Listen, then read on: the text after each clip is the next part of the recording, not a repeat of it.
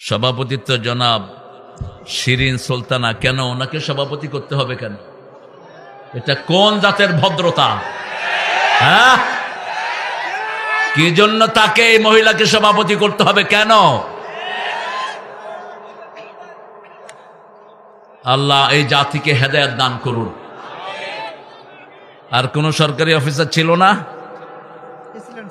AC land ছিল, এসিল্যান্ডকে করতে পারতেন, এডিসিতে করতে পারতেন। এই বেটিরে ধরে নিয়ে আসেন এখন এখানে। হ্যাঁ, এরা যথেষ্ট কষ্ট দিয়েছে গত 17 বছর আমাদের।